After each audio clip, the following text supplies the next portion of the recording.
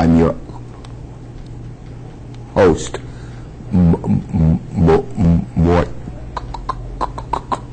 Cooper. If you heard somebody do that, you wouldn't have any doubts about their speech problem.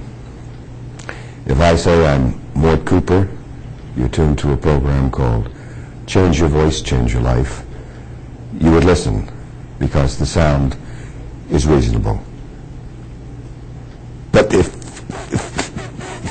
I do that, you turn away and you don't know what to do with people who stutter. Those are the overt or open stutterers, people who have gotten to the point where they are so fearful of communicating and speaking, they have set up a set of rules within themselves that create the very problem that is called stuttering. That's my premise. I've been in my field for approximately 30 years. A number of years ago at Stanford University, in 1957, I was privileged to work with the adult stutterers there under the direction of Dr. Virgil Anderson. And we had tremendous success, outstanding success, working with stutterers, adult stutterers. Over the years, I've been privileged to work with a number of stutterers and help them to regain their normal speech. Can you regain your normal speaking pattern if you do that? Does it bother you when I... If it doesn't bother you, then nothing will. We live in a society that says to us, you must be reasonable in speech. The stutterer lives in a society that he believes or she believes says that you must be perfect in speech. The normal person has a number of hesitations. They do that. They do that. They do that. They prolongate words. They repeat. Right. They pause. They have what I call vocal pauses. They but they don't force these disfluencies. We call them disfluencies in our field of speech therapy or speech pathology. I've called them bobbles. The bobbling of America is basically where normal people are. Normal people, that's the kind of people that you and I are when we speak. We're not perfect. The interesting aspect is that those who stutter believe the normal people are perfect in speech. Did you know that? In fact, if you ask the stutterer, what is normal speech, the stutterer will tell you, and that's what they've told me for 30 years, that normal speech is perfect. It just flows, it's smooth, it doesn't have any bobbles, any hesitations, prolongations, repetitions, any vocal size, any, do you hear what I'm doing? We all have those bobbles, but the stutterer believes that we don't. What is stuttering about? Stuttering is about growing up, in a sense, absurd. There was a book by Goodman some years ago, Growing Up Absurd. It depicts the lifestyle in New York City, going to school, and what going to school in the city of New York or growing up in New York is. And I can't really argue with Paul Goodman about growing up absurd. I live that kind of life. It's not so funny when you're living it. It's funny when you read about it, because it reminds you of what you went through. Stutterers go through a lot, and it's not very funny to them when they go like that.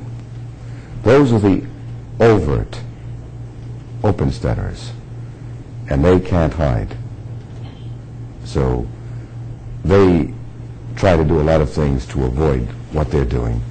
They take their tongue and preform it. They take their tongue and preform it. Try this for size.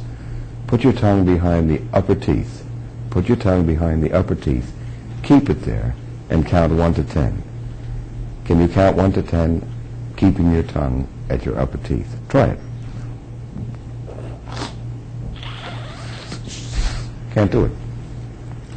Now, if stuttering is about preforming The word is pre-forming. They form the tongue at the place they believe the sound, whatever sound is, should be coming out. They anticipate 10 seconds, 15 seconds, a second before, whatever it is, fearful that the sound will not come out right, so they preform the tongue, making it be where physiologically they think it should be. And in that process, they create a problem. Stuttering is self-induced. It's self-created. If it's self-created, why do people do it? We do a lot of things in our life because we don't know better. Albert Einstein said the solution to our problems are simple, only we complicate. And when we simplify, we talk with God, because God made it all simple, whatever God's may be. The solution to stuttering, as I have found it over the years, is relatively simple. You must change the image pattern of the individual. The image pattern. The stutterer attempts to be perfect. The stutterer refuses to have bobbles because bobbles are not normal. So they have a misconception and a mythology of what is normal. From early childhood, they live with this misconception from the ages of 3, 4, 5, 6, 7, when stuttering basically begins, because at that time they feel internally through their own concepts or from concepts given to them by family, friends, and others, or by stress, tension, whatever, that the speech pattern should be perfect. Now, when we grow up, we do that. Between the ages of 3, 4, 5, 6, 7, we have 45 of those bobbles per 1,000 words. We all have it, basically, some more, some less. But the stutterer attempts to avoid them. And trying to avoid the bobbles is like trying to avoid reality. It doesn't work. What happens when the individual tries to avoid the bobbles? They hear themselves as bobbling. They hear that, and they want to take it out of their speech. They do it. People tell them to do that. Recently, I had a young man on the program who was a stutterer until he was 22 years of age, and his father tried to get him to remove the bobbles when he was 5 years of age. At 22 years of age, he was a severe stutterer, and I had the privilege at that time to work with him for about 6 months. He recovered his normal speech pattern. He had to change his image and conception of what is normal.